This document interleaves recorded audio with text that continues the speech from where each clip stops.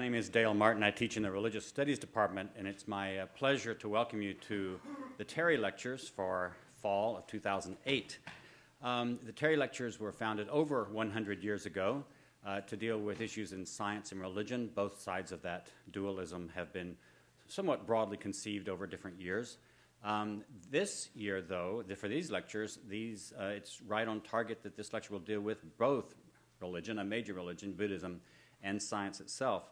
So we're very fortunate and looking forward to that. We've had a string of really good speakers, and we have some books coming out that we think will be great. Barbara Herrnstein-Smith, a couple of years ago, expert on theory and literature and epistemology. Her book has just been delivered to the Yale Press, so you can expect that. Terry Eagleton's lectures from last spring on the Christopher Hitchens, Richard Dawkins debate about atheism and theism has just been delivered to the press, and that will be coming out before long. And next spring, we will be having Marilyn Robinson, the author of the prize-winning novel Gilead, and she has another novel in a similar setting called Home that has been on the bestseller list. She'll be here in the spring semester. So we think we have an exciting string of distinguished lecturers with a variety of topics of interest. And so tonight is my pleasure to welcome Don Lopez to Yale. I've known Don Lopez for about 20 years. I began teaching at Duke University in 1988, and Don's wife, Tomoko Masuzawa, who is a theorist in religious studies, was in the religious studies department at the University of North Carolina at Chapel Hill, just down the road. Don, who was just about to start teaching then at the University of Michigan, would be in Chapel Hill regularly. We all became not only colleagues and regular dialogue partners on issues of religion and culture, we also became good friends. We've eaten many dinners together and drunk much wine. We've commiserated together through many disappointing political seasons, especially, it seems, in North Carolina during the Jesse Helms dark ages. But we've also vacationed together on the beaches in North Carolina. Both Tomoko and Don are valued friends, and it's with real joy and affection that I introduce him tonight. Donald Lopez is a son of Old Dominion, the Commonwealth of Virginia. He took his undergraduate and his graduate degrees from the University of Virginia, earning his PhD in 1982. He has taught for many years at Michigan, since 1989 actually, and is now the Arthur E. Link Distinguished University Professor at the university. He is a scholar of Tibetan Buddhism and Indian Mahayana Buddhism. He's also an expert in Tibetan studies more broadly, and he has worked closely at times with the Dalai Lama. He has written several books on Buddhism, some very technical and interpretive of texts, some more broadly ranging. One of my favorite books in all of religious studies as a field, much less just Tibetan Buddhism, is his book, Prisoners of Shangi-La, Tibetan Buddhism and the West. This very entertaining book shows how Western colonial forces came to discover, or in many ways, create popular notions of Tibetan Buddhism.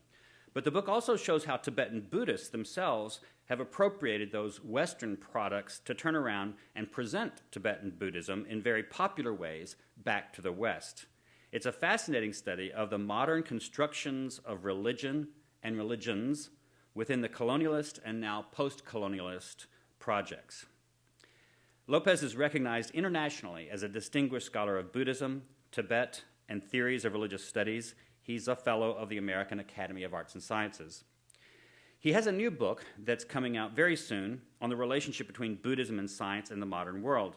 And his Terry lectures will draw on some of that material soon to be published, but his Yale lectures will push that investigation in new directions and offer new theories and observations. The theme of his 4 Terry lectures is the scientific Buddha, and his lecture for this evening is appropriately titled, for reasons that will soon become evident, A Purified Religion. Don.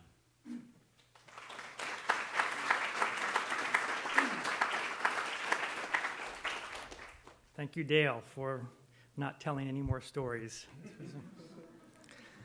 It's a great honor to be invited to deliver the Terry Lectures and to be the first lecturer to speak on the topic of Buddhism and science.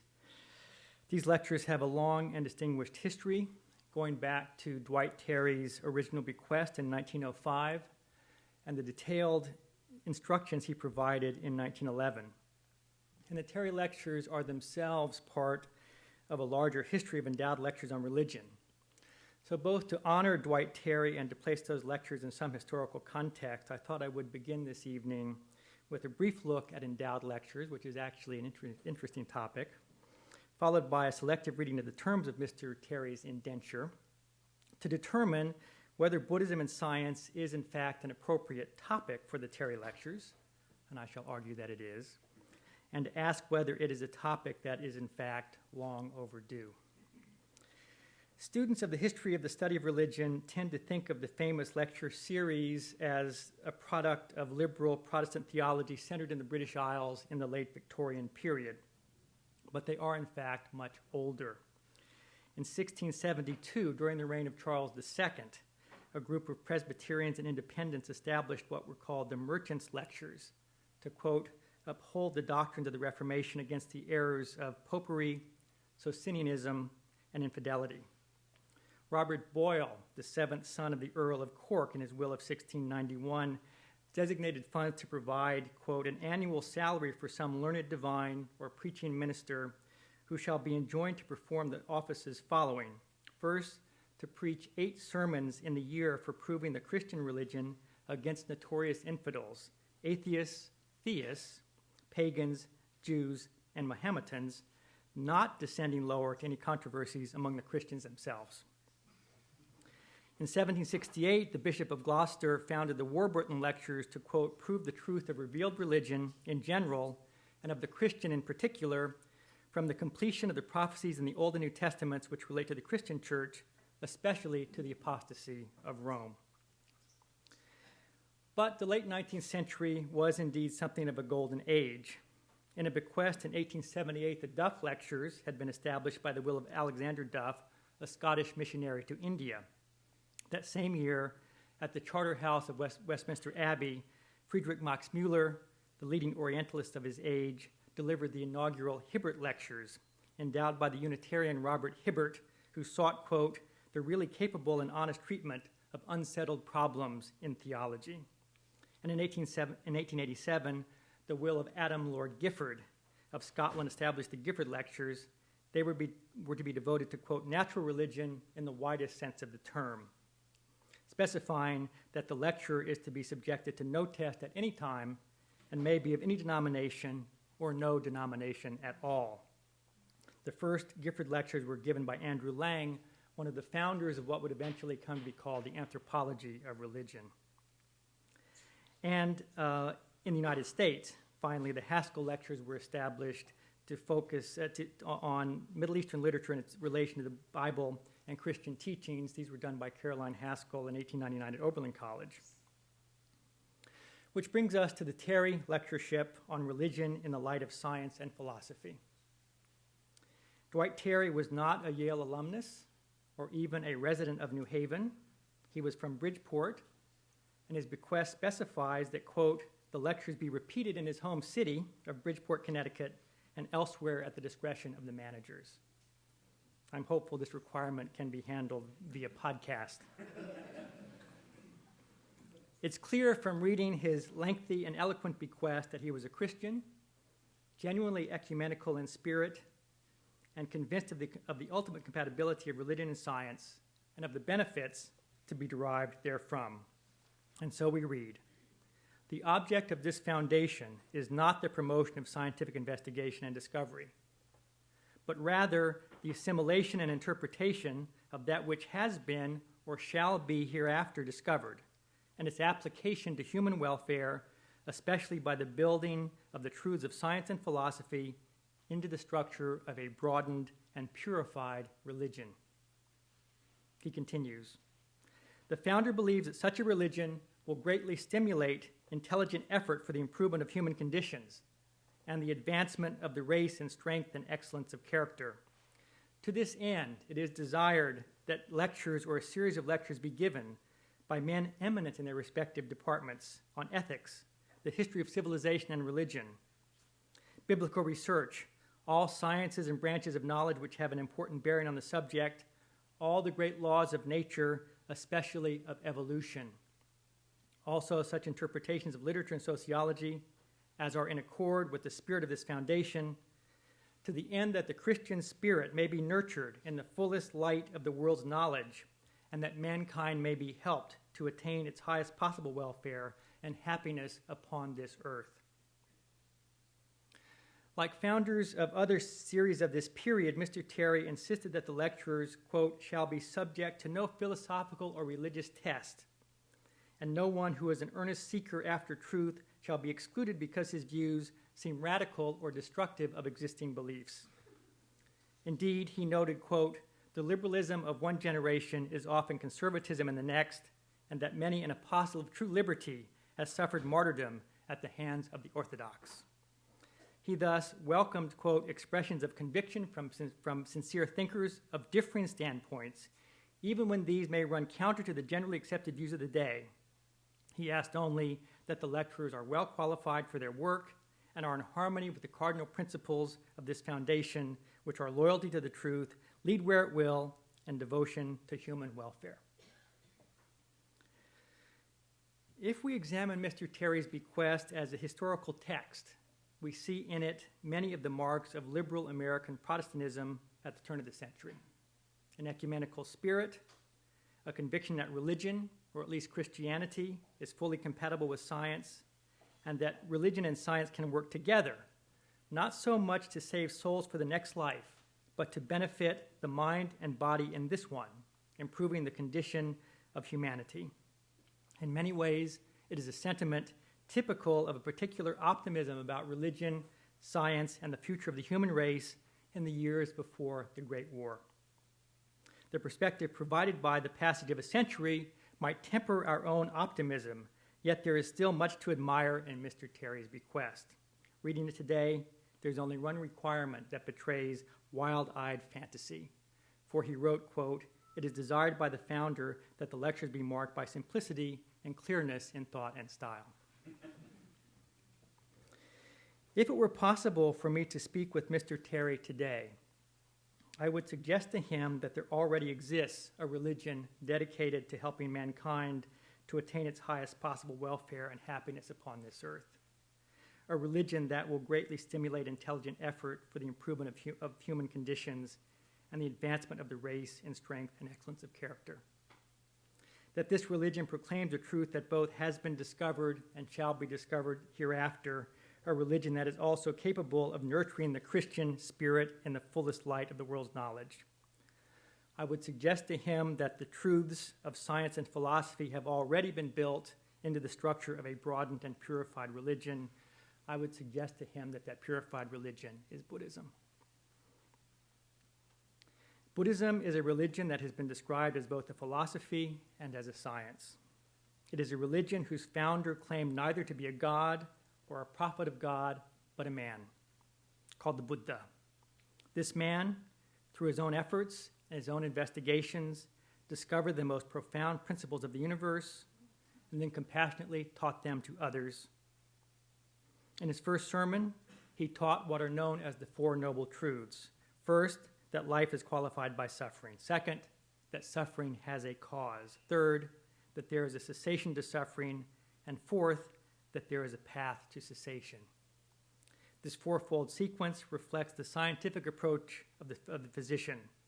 The Buddha identified the symptoms, he made a diagnosis, he gave a prognosis, he prescribed a cure. The Buddha described a universe that was not created by God, but that functioned according to laws of causation. Indeed, the most famous statement in all of Buddhism is not a profession of faith, but a summary of the Buddha's teaching, quote, of those things that have causes, he has shown their causes, and he has also shown their cessation. This law of causation is not limited to the material world, but extends also to the moral realm, where virtue leads eventually to happiness and sin to suffering, not through the whims of a capricious God, but through the natural law of karma, a law that, unlike the theistic religions, offers an adequate answer to the sufferings of the innocent child. The Buddha understood the operations of the mind in precise detail, explaining how desire, hatred, and ignorance motivate actions that eventually result in all manner of physical and mental pain. and he set forth techniques for bringing the chattering mind and the unruly emotions under control in order to reach a state of serenity. But beyond this, he analyzed the myriad constituents that together are called the person, finding among them nothing that lasts longer than an instant. Thus, he discovered through his analysis that there is no self, that there is no soul, that what we call the person is but a psychophysical process, and that the realization of this fundamental truth results in a certain liberation. The Buddha then extended this analysis to the universe, declaring the universal truth of pratitya samutpada, dependent origination, according to which everything is interrelated, each entity connected to something, nothing standing alone, with effects depending on their causes, with wholes depending on their parts, and everything depending for its existence on the consciousness that perceives it. Yet whether wave or particle, there is no uncertainty about the ultimate nature of reality, which the Buddha called shunyata, or emptiness. The Buddha's discoveries were not limited to psychological truths and philosophical insights. He described multiple universes, each with its own sun, universes that arose out of nothingness and returned again to nothingness over the course of vast cosmic phases of creation, abiding, and disintegration, phases measured in massive units of time called countless aeons. And he explained how countless beings are born in these universes during these countless aeons, each moving through a process of spiritual evolution to a state of perfect wisdom. The Buddha discovered these truths not through revelation, but through investigation and analysis, testing hypotheses in the laboratory of his mind to arrive at proofs. He articulated these proofs in his teachings, the Dharma, truths that derive not from faith, but from the Buddha's own experience. And having reached these conclusions, he did not declare them to be articles of faith, famously telling his followers, quote, "O monks, like gold that is heated, cut, and rubbed, my words should be analyzed by the wise and then accepted. They should not do so out of reverence."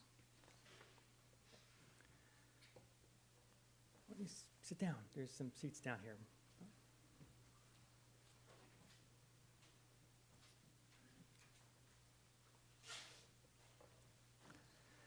And when he died, he did not ascend into heaven. He lay down between two trees and said to his monks, "All conditioned things are subject to decay. Strive on with diligence."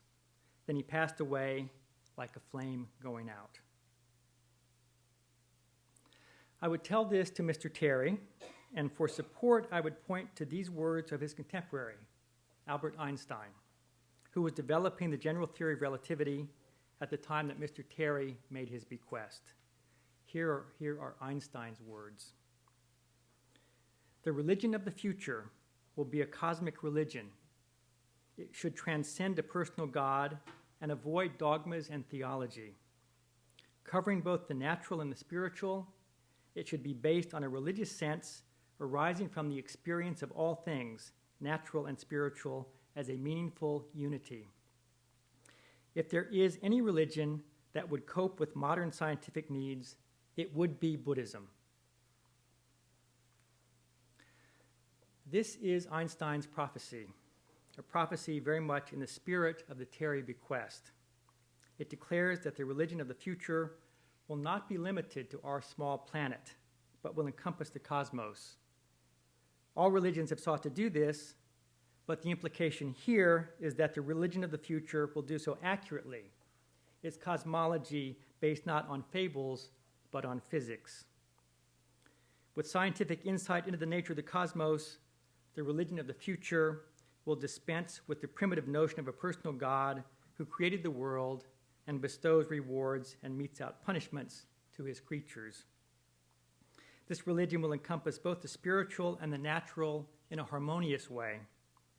It will require no confessions of faith or sensitive propositions that derive from the authority of Scripture, no rituals that reenact forgotten myths. It will have no dogma, no church. There will be no damnation, only salvation. A salvation not through grace, but through experience, the experience of the individual sense of oneness with the universe. And finally, it will be compatible with science. This will be the religion of the future. But it is a religion that already exists. It is indeed an ancient religion. It is Buddhism, set forth by the Buddha, the Enlightened One, over 2 millennia ago. Buddhism, I might again suggest, is the purified religion that Mr. Terry prophesied. I might suggest all of that to Mr. Terry, but I would not believe any of it. Everything that I've just said about Buddhism has been said many times in the past, but it is but one perspective on a vast and ancient tradition, and it is a perspective that is both limited and limiting. For everything I've just said about the Buddha and Buddhism is either partial or misleading, despite the sense of comfort it creates. Indeed, even this commonly cited declaration of Albert Einstein appears nowhere in his writings or records of his conversations. It seems he never even said it. But there is something about Buddhism and about the Buddha that caused someone to ascribe this statement to Einstein, the Buddha of the modern age. And since the time when Einstein didn't say this, intimations of deep connections between Buddhism and science have continued right up until today. So, on May 25th of this year, the Sunday New York Times published an article entitled Superhighway to Bliss about Jill Bolt Taylor, a neuroscientist who suffered a massive stroke in 1996. After she regained consciousness and the ability to speak, she described the experience as nirvana. The next day, the article was number 1 on the Times list of most emailed articles. In the Science Times section the following Tuesday, there was an article entitled Lotus Therapy about the growing use of the meditation cushion to treat problems previously consigned to the analyst's couch. The next day, Lotus Therapy had taken over the top spot as the most emailed article. 2 weeks earlier, the conservative commentator David Brooks entitled his May 13th op-ed piece, The Neural Buddhists. The casual reader of the New York Times during the month of May last spring would likely have noticed this and wondered why all the interest in Buddhism and science all of a sudden. Anyone working in the field of Buddhist studies would have been noticing this interest, at least out of the corner of the eye, for some years now. In my own case, I'd originally imagined that claims for the compatibility of Buddhism and science derived from the 60s, gaining their first popular expression in Fritjof's Capra 1975 bestseller, The Tao of Physics. It turns out that I was both right and wrong.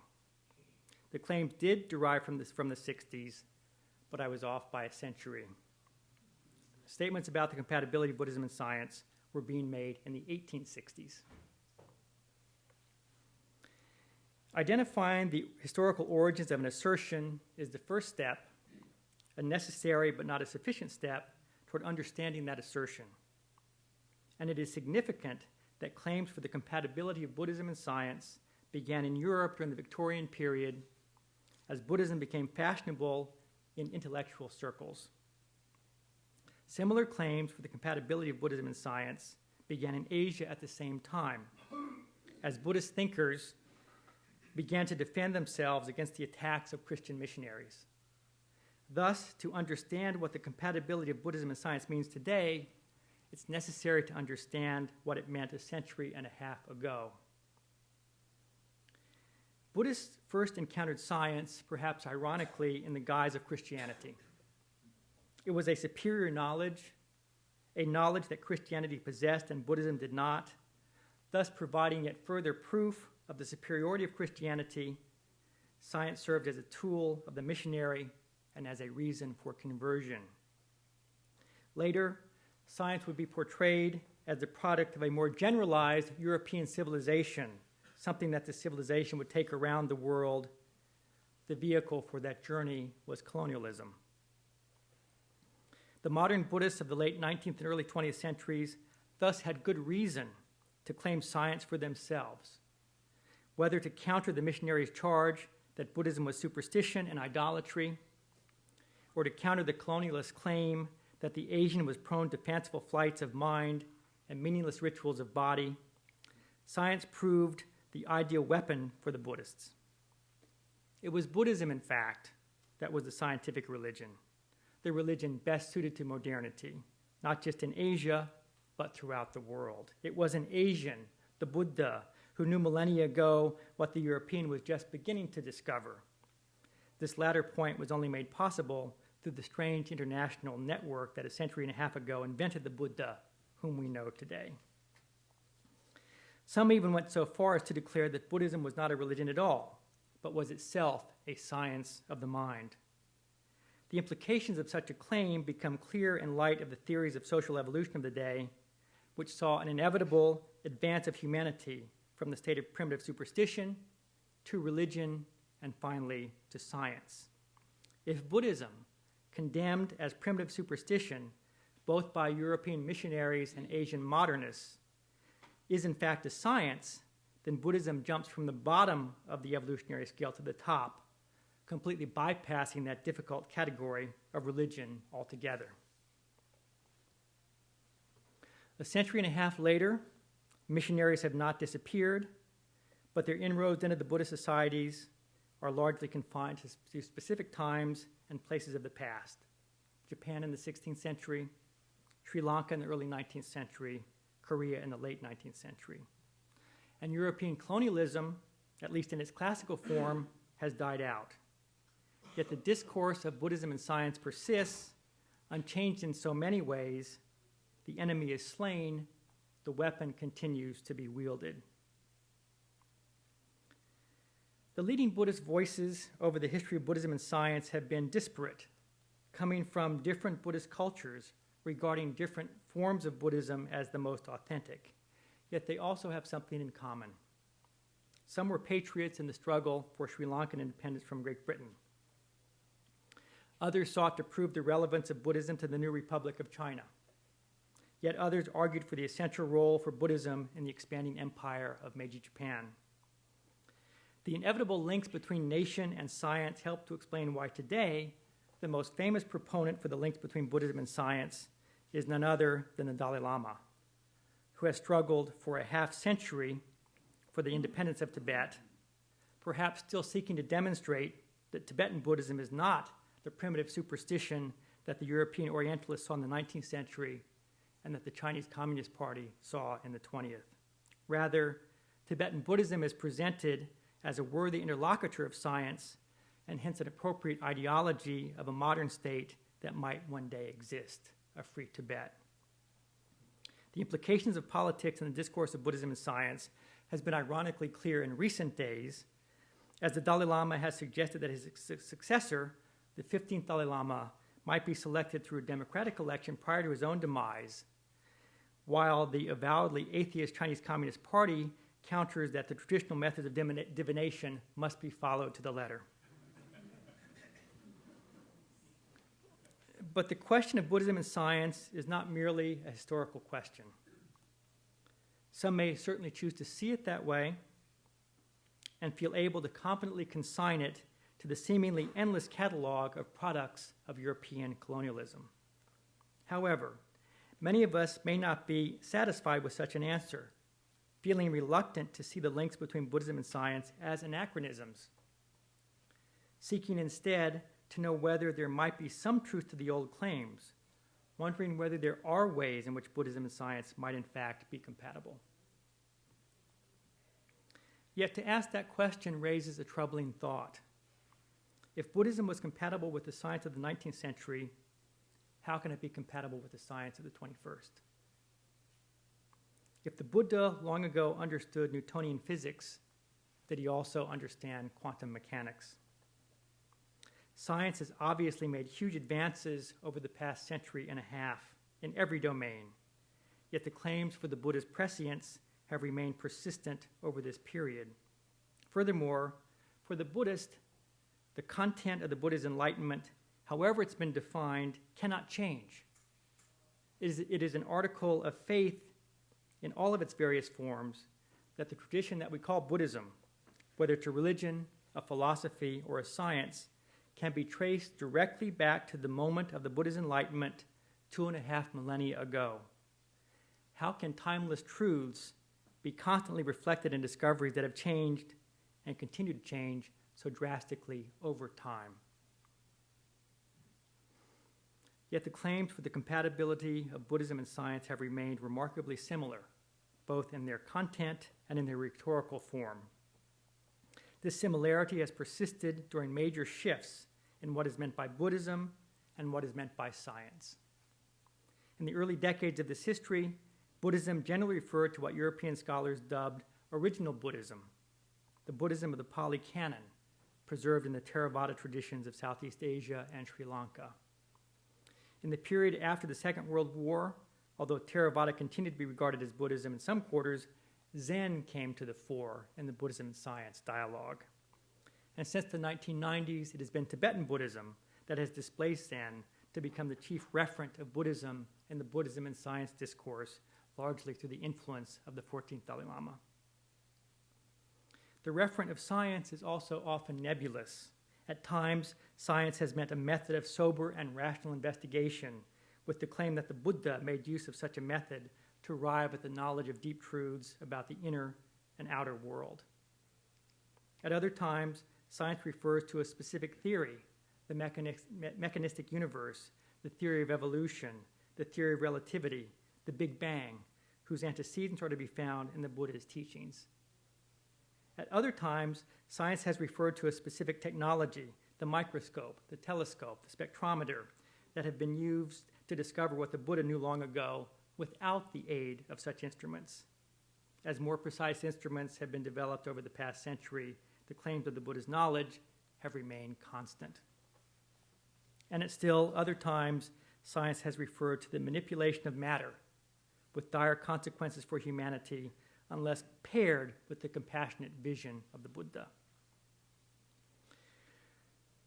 From the traditional perspective, the Buddhist truth is timeless. The Buddha understood the nature of reality fully at the moment of his enlightenment, and nothing beyond that reality has been discovered or could be discovered since that moment.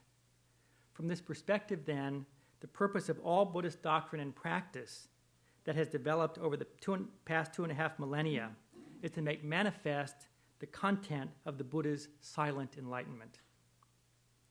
From the historical perspective, the content of the Buddha's enlightenment is irretrievable, and what is called Buddhism has developed in myriad forms across centuries and continents, with these forms linked by the retrospective gaze to the solitary sage seated beneath a tree.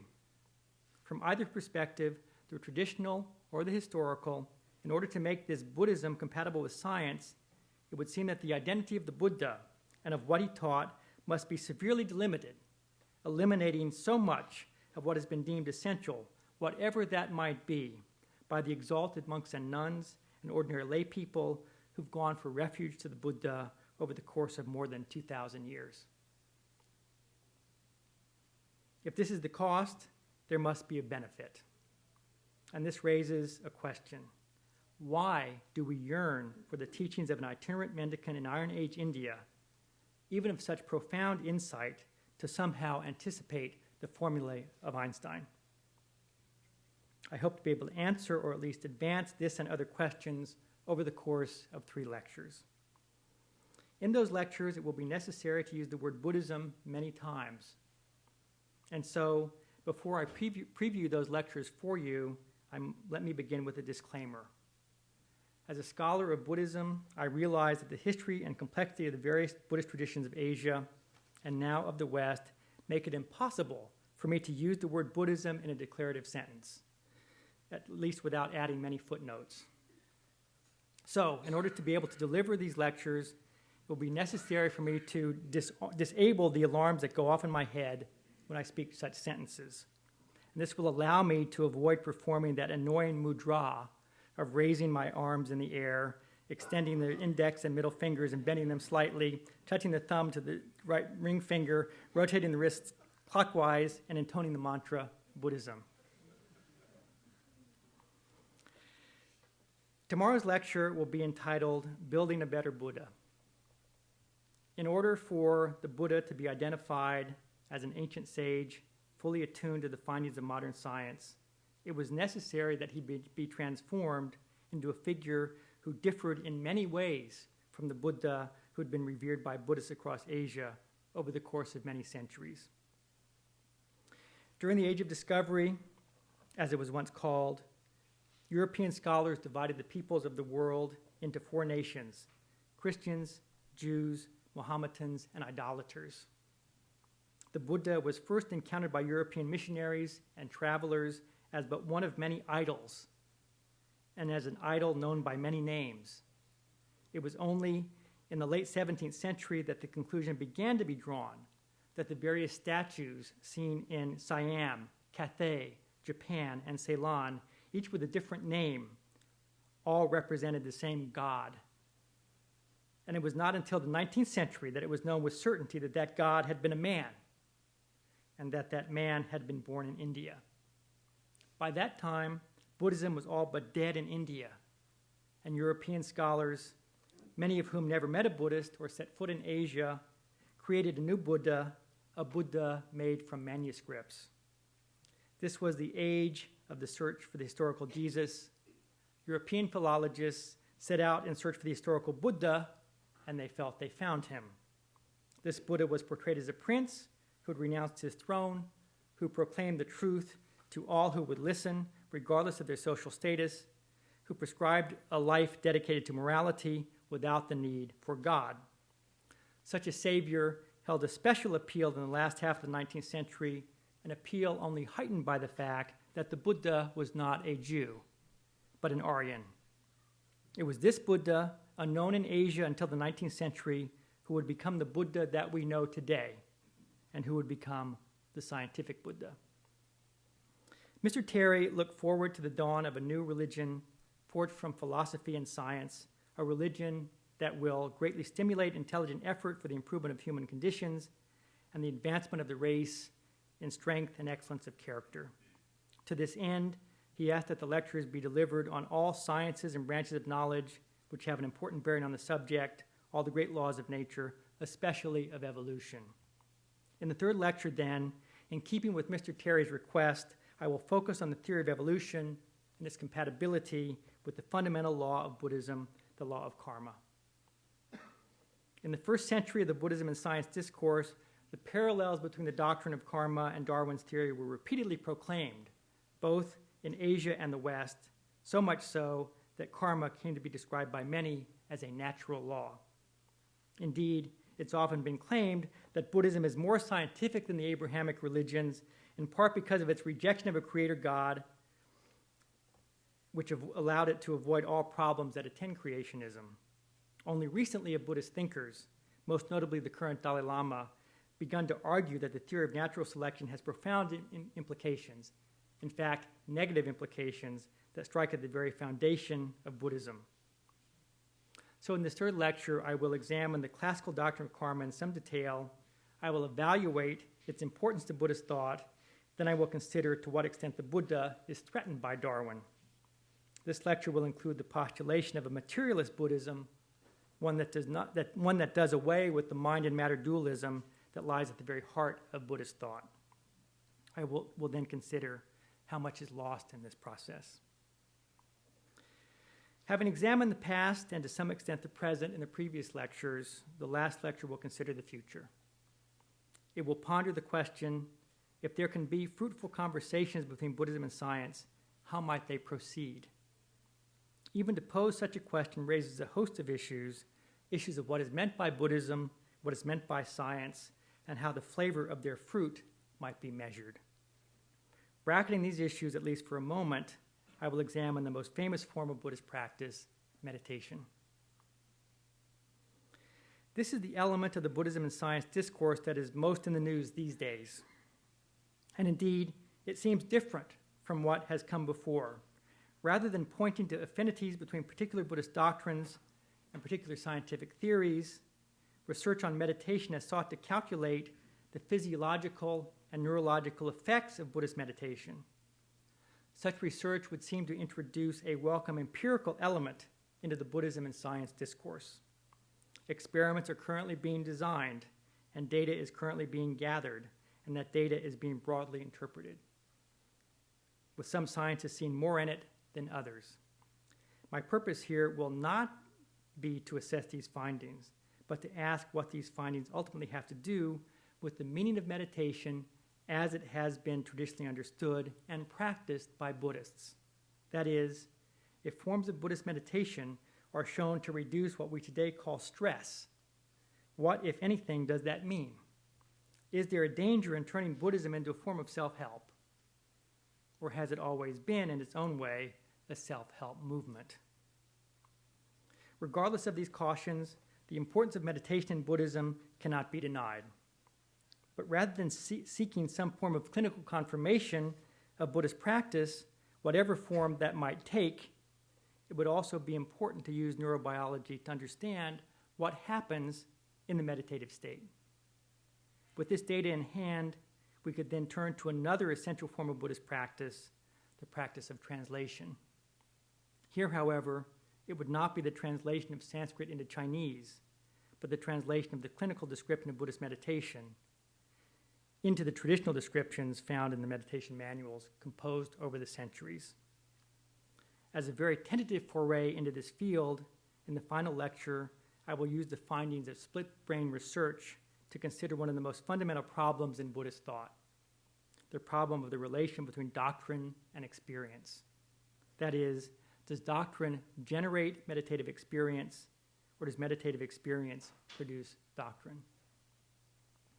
I will conclude that lecture and the series of lectures as a whole with some final thoughts on why we ask that Buddhism be compatible with science and that science be compatible with Buddhism, of why we find comfort in looking to the past to understand the present and the future.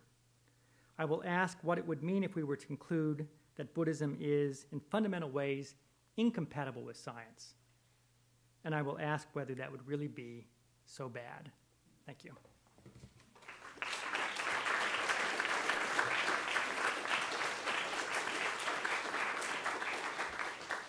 Thank you, Don. We have plenty of time for questions. There are a couple of announcements, though. There's a very nice reception with wine and food and different drinks that will be set up on this level, not that level, but right behind this theater. Please stay for the reception if you can. The other lectures, in case you haven't noticed, are on rather odd days. The second one is tomorrow, but it's at 4:15, not at night. In fact, all the other lectures will be at 4:15, and they will be in room 102, not this room. The final two lectures will be on Monday and Tuesday of next week. The third announcement is we are recording this, and this will be put up online and that sort of thing. And so we must ask you to please walk to the microphones to ask a question or make a comment. Every time someone sits down and says, "Oh, I don't need the mic." No, the mic is not for you.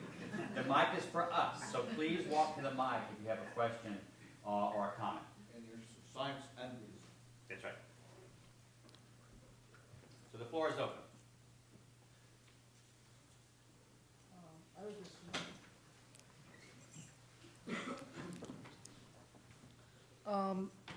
we have heard about the word nirvana. Mm-hmm. Has it been very clearly defined? Like, how can we parameterize? I'm a scientist, so how can you describe the state of nirvana, whether or not someone achieved it? So, nirvana is a state that is understood during life and then that one enters at death. So there are two types of nirvana. So it's said that when the Buddha achieved enlightenment under the tree at age 35, at that time, his insight into the nature of reality destroyed all causes for future rebirth. All of his ignorance and desire and hatred were destroyed, together with all the seeds seeds from past actions over all of his billions of past lifetimes. So from a doctrinal point of view, what nirvana is at that point is the destruction of all causes for future rebirth. The person then lives out his or her life. At the end of that life, the person is said to enter nirvana. What that means is that the mind and body cease to exist. So it's a state of the complete absence of existence as we know it. That is, the purpose of the Buddhist teaching is to put an end to the cycle of rebirth. So, as you know, according to Buddhism, all beings have been reborn countless times in the past. The idea is to bring an end to that cycle. And when you use insight into the nature of reality, that destroys the seeds for rebirth, so that when the Buddha died, his continuum of mind, which had gone on beginninglessly, ended, and his body also ended. So he was not reborn. So it's a state of absence, and described traditionally as like the blowing out of a flame. The question is, where did that flame go? So as you can certainly infer, something like that has been given multiple interpretations over the course of the tradition. But when we look back at the earliest text, it seems to simply mean the cessation of mind and body permanently.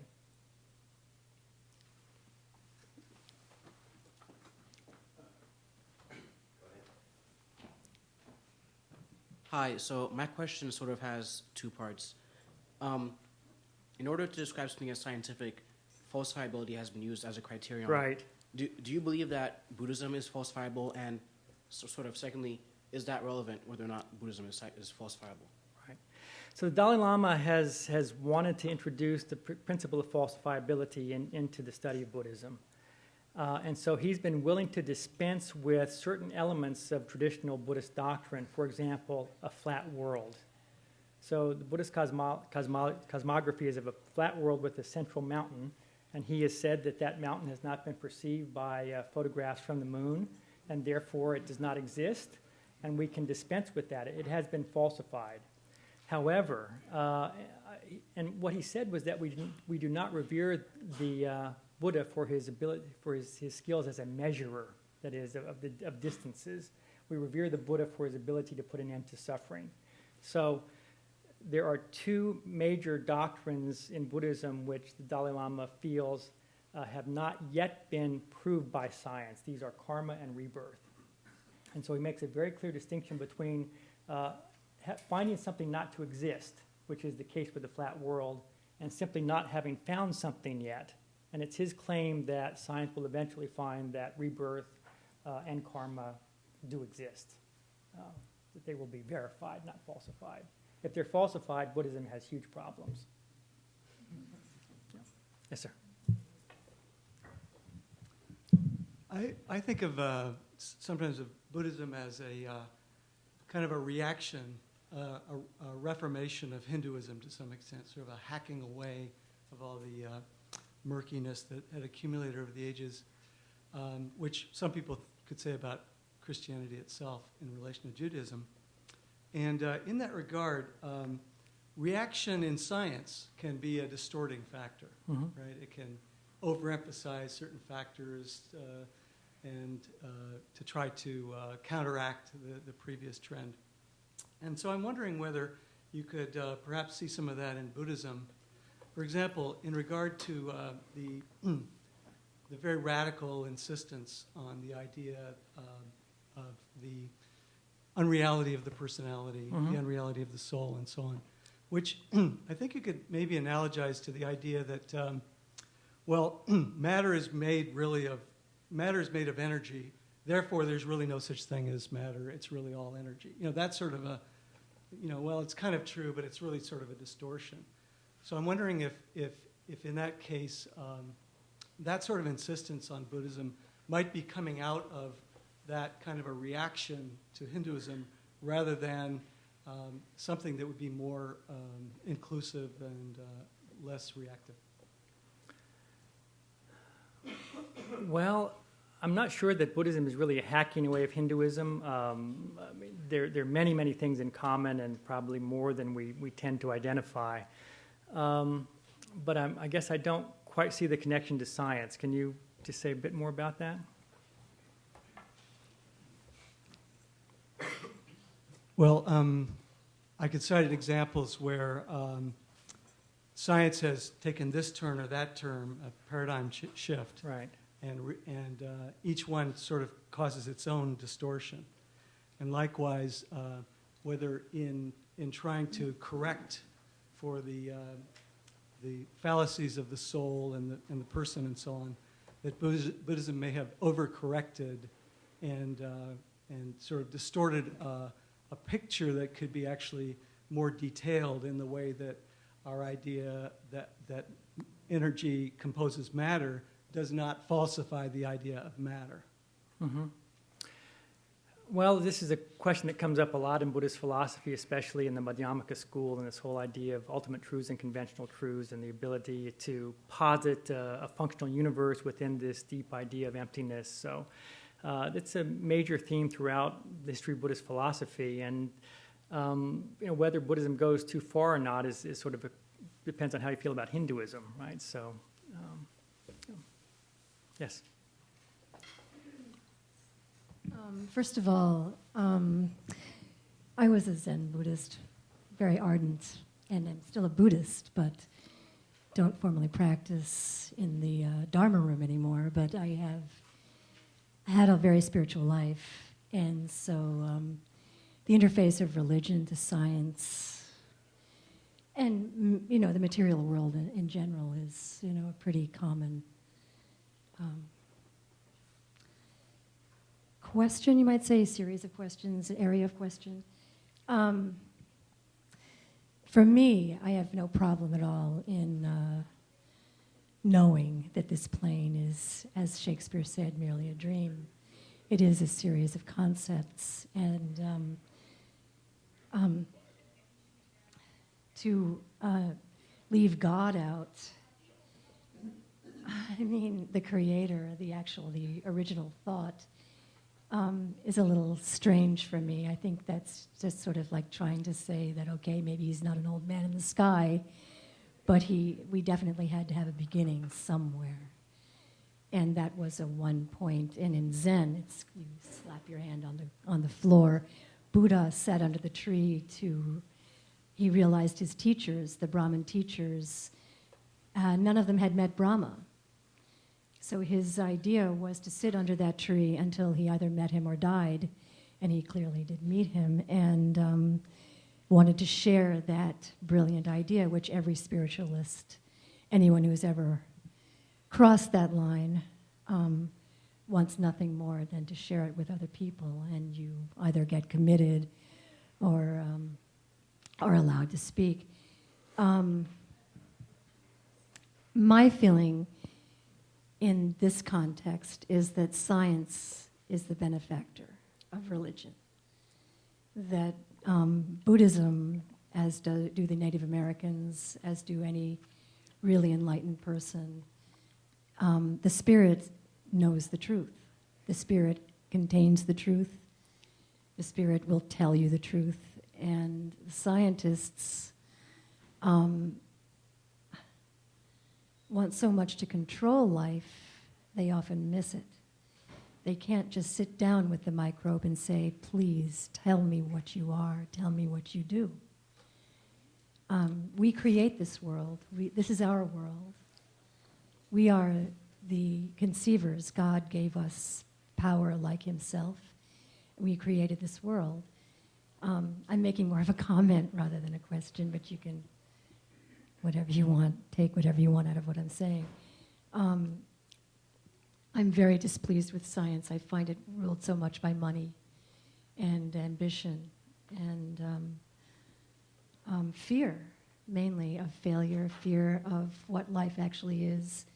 Just as, honestly, I wish that the enlightened people, the shamans, would take over the sciences so that we could stop hurting each other and creating more mayhem and sort of terrible inventions, really.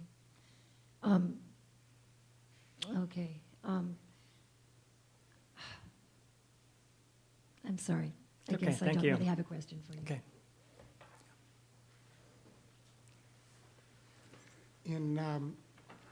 In these many dialogues that have been set up between the Dalai Lama and scientists over the last 10 to 15 years, there seems to be a lot of dancing around the presumed substance materialism, or substance monism at least, of the scientists and the implicit dualism of the Dalai Lama and of Buddhism in general. Correct. And you've alluded to this a little bit as you were setting up your future talks, so I don't want to take the thunder out of those talks, but it seems that the Dalai Lama is also encouraging this belief that in some sense Buddhism and science can be reconciled. And I'm trying to understand, since they dance around that fundamental difference or conflict, how he understands that difference, or whether it's glossed over by everyone. Does he understand the dualism as adding something that science is missing? Well, I mean, you I think, understand the question, Yes. so I'm just setting that up. Yeah.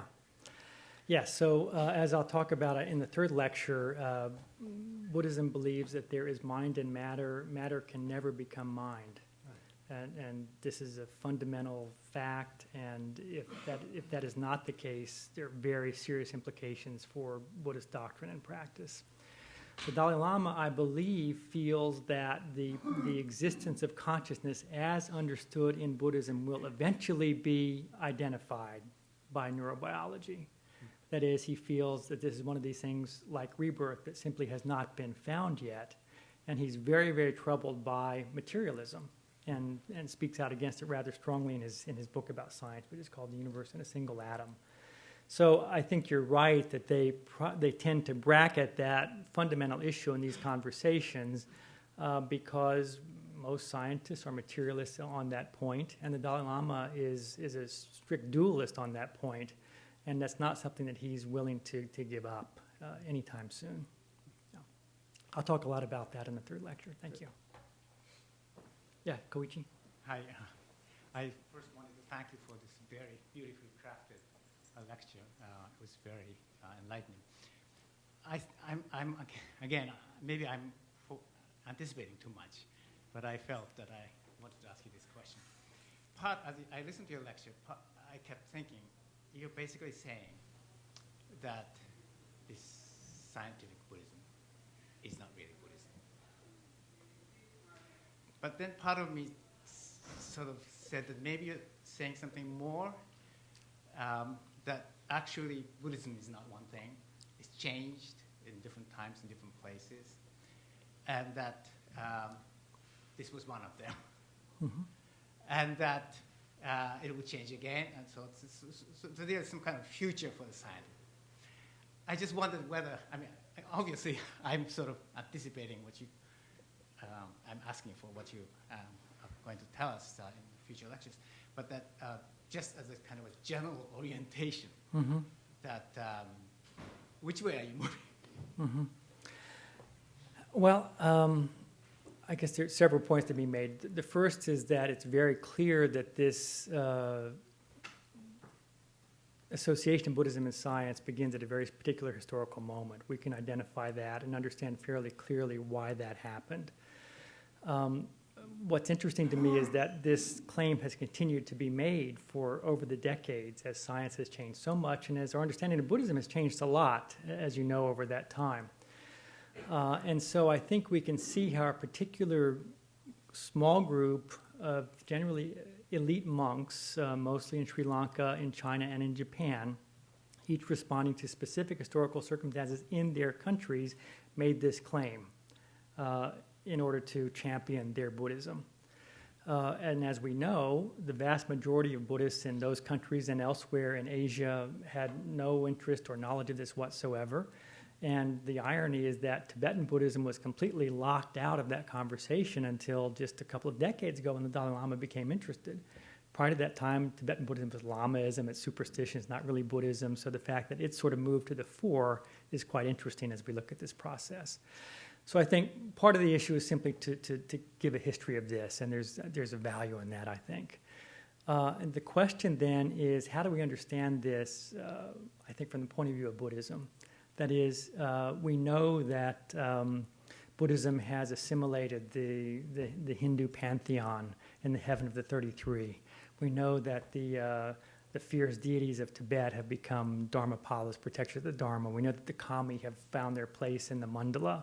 So does science now somehow have to become incorporated into Buddhism as Buddhism spreads to the West? That is, I think, again, if we look at it as the evolution of Buddhism and the local gods finding their place in the pantheon, does the god of science somehow have to become a bodhisattva?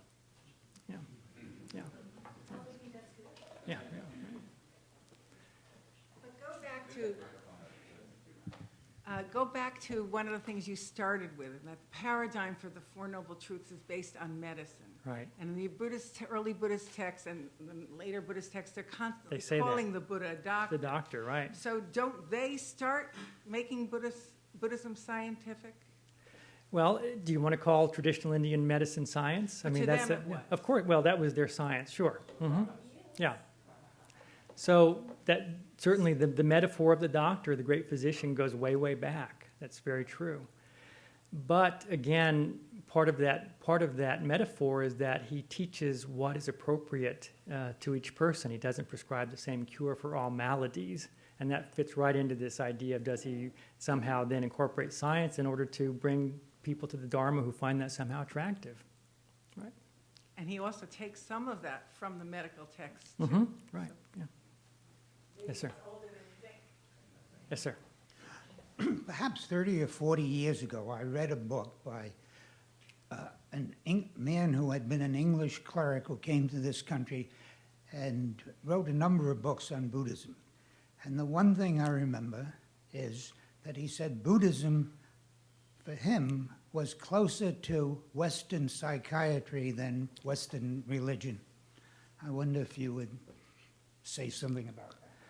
Yeah, that was the kind of thing that was said 30 or 40 years ago. That was part of the Buddhism and Science dialogue. People primarily reading D.T. Suzuki, the great sort of proponent of Japanese Zen Buddhism, and looking at that in terms of psychoanalysis. Eric Fromm and others became interested in that. So the whole use of Buddhism for things that would typically be given over to the psychiatrist, that's continued to go on. And people are using meditation for all sorts of sort of psychological problems. So, yeah. Yeah. They both were trying to cure our difficulties. Sure, it depends on how you define difficulties, but certainly at that level that one could say so, yes. Yeah. Okay, sorry. Yeah. Do you think what determines what is science and what determines what is Buddhism is culturally determined? That it depends on certain markers, certain signs, certain communities, certain allegiances, etc.? Definitely. Okay. Yeah. How will that contribute to your methodology in the upcoming lectures? Again, so when I talk about science, so Professor Granos has just mentioned that, of course, there was this long tradition of Indian medicine and traditional science, but I'm using the term science in these lectures to refer to the Western science that was introduced into Asia during the colonial period. And so we're looking primarily at the mid-19th century and after, and how science changed during that period. Now, Buddhism also changes radically during that time. And what we mean by Buddhism is something that is very difficult to identify, because up until we have Tibetan Buddhism, Japanese, Chinese, all of these, which only sort of begin to gather a certain sort of single identity during the colonial period. So it's very important, as you say, to look at the given moment and what Buddhism and science mean at that point. And today, science basically means neurobiology, and Buddhism means meditation. And so I'm going to end with that. But I want to show how we got to that point over the past century and a half. That's the temporal component. I guess I'm interested in the spatial component. That is, across different cultures and regions, there seems to be an assumption that science is the same for each and every culture nowadays. Is it really? In the same way that we seem to, and most people would acknowledge that Buddhism is probably different for different cultures that practice it as a sort of one of their dominant religions. I would tend to think that in the popular imaginations there is a consistency to what people understand by science, and it's not as varied as what people mean by Buddhism. You know. Thank you. You sort of alluded to this in your answer, but you said some words on the value to Buddhism of incorporating science. Could you say a few things about the value to science of incorporating Buddhism? I'm actually not sure what the value to science is of incorporating Buddhism. I think that's something that we can explore, but that's largely been a claim that's been made to exalt Buddhism above Christianity and other religions, and I'm not sure that's all that useful ultimately. We can see how it was important in colonial times. Now it seems less important to me. Yeah. So you're not saying it's not useful? I mean, I don't know. Do you think it's not useful to science? The use of Buddhism, how would Buddhism be useful to science? Okay. I'm asking yeah. you. Yeah. Of course, it depends what you mean by Buddhism, but nothing is appearing to my mind immediately on that point. Yeah. Hi. I was just wondering if, when I hear people talk about the intersection between science and Buddhism, what immediately comes to mind is what you touched upon, which is faith, and how at least American Buddhism has sort of glossed over faith and made it about meditation, but certain kinds of Tibetan Buddhism, you have guru worship and devotion. And I was just wondering if the scientists who are examining meditation in Buddhism, how are they approaching devotion and faith, and especially with the guru? Well, the interesting thing about most of the research that's been done on Buddhist meditation is that the scientists have been Buddhists. That is, they are Western Buddhists who are long practitioners of Vipassana meditation and other forms of Tibetan Buddhism. So one of my points is that all the things that you talk about, the Guru Yoga, 95% of Tibetan Buddhism, 95% of all forms of Buddhism, some have to get bracketed away and not be Buddhism in order to be compatible with science. And so there's a major loss there, obviously. But one of the problems that's, I think, been present in early meditation studies is that the scientists have been Zen practitioners, Vipassana practitioners who've known what they've been looking for before they start. Yeah. Yes, sir. I'm thinking of the wonderful history of dialectic and debate internally in Indo-Tibetan Buddhism, right. and this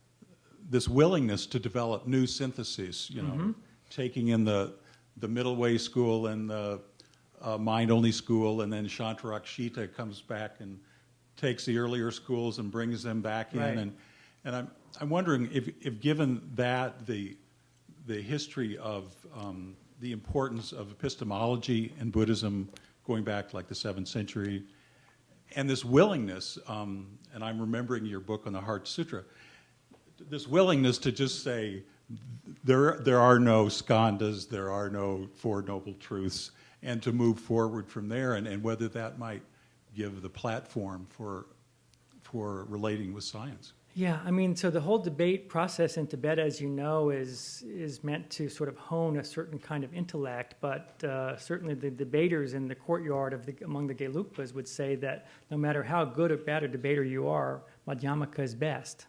That is, if you can't prove the Madhyamaka point, it just means you're a bad debater. It doesn't mean that you've found some synthesis. So there's a very strict hierarchy of philosophical views, at least in Gelugpa, and they really feel that that cannot be challenged ultimately because that's the way things are. And so the whole question of synthesis is really more of a historical thing. And the Tibetans, many Tibetans at the Gelugpa school would say Shantarakshita in his synthesis was simply wrong, right? So, yeah. You're speaking to a copy. Yeah. Okay. All right. Yeah. Yeah.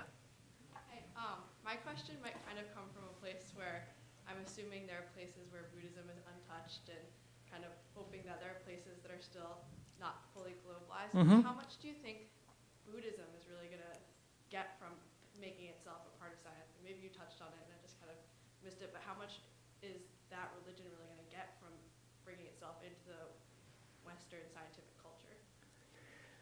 Well, so far it's gotten to the point where many people think that Buddhism is compatible with science. I mean, it's become something of a truism to make that claim, and many people feel that Buddhism is the best religion because of that. And so I think a good deal of the positive view that we have in American culture, European culture about Buddhism comes from this scientific dialogue that's been going on for 150 years. But I think I want to argue in the end that Buddhism actually loses a lot in this process as well, and I'm going to say that it's too high of a price to pay. Yeah. You mentioned the issue of falsifiability, and I was wondering if you can comment on how Buddhism and science, the relationship there is affected by modern scientific cosmology, and specifically the Big Bang and the current interpretation, which is that the Big Bang is not a cyclic phenomenon. Right. Well, it certainly is a cyclic phenomenon in Buddhism. And so the Dalai Lama has said that in Buddhism it's not just one Big Bang, but many Big Bangs. And you can tell me whether he's right or wrong about that. Well, science can make a measurement that says, no, it's not. It's the current understanding. Right. Well, again, the Buddhists can always say, sooner or later, you'll find out that we were right. You can do with that what you will. Yeah, right. Yeah. You mentioned mind into matter or matter Yeah, into mind. right. I was wondering what you meant by that. What is that? And also, if you have ever practiced Buddhism or meditation yourself. Well, to the first question, Buddhism believes that there is consciousness, and that each one of us is our body is the container for a stream of consciousness that goes back without any beginning. That is, in Buddhism, there's no creation. The cycle of rebirth is beginningless. And so you are a series of moments of consciousness that go back forever and will continue forever until you achieve nirvana. So nirvana is simply the cessation of that sequence of consciousness. So it's very important, therefore, in Buddhism that mind comes from mind does not come from matter. And consciousness can therefore not be produced from matter, but is substantially different from matter. So that's the short answer. And I have tried some meditation, yeah. Okay, I'm going to break this now for our refreshments. Okay. I thank you very much. I have one more comment, though, before you applaud for Don. I just want to encourage you to come back. There are always people who come to these lectures who have not been regulars at the Terry lectures much in the past. And so if you're in that category, I don't want you to get frustrated by something that often happens, which is we're always debating about what we mean by science. And exactly what somebody means by, for example, is Hippocratic medicine from the ancient Greek world, does that count as science? Well, we might say it did for the Greeks. Would it count for modern science? Well, we might not. That's part of the fun of these talks, is that although the general topic of religion and science is steady, the individual topics vary widely. But we often keep coming around to what do you mean when you say Christianity, as we did in the Terry Eagleton talks. There were people who thought that Terry Eagleton was just meaning something different by Christianity than what they thought. And we do that with science too. So don't get frustrated with these kinds of questions, because that actually goes to the nub of some of these lectures. So thank you, Don, for helping to raise that.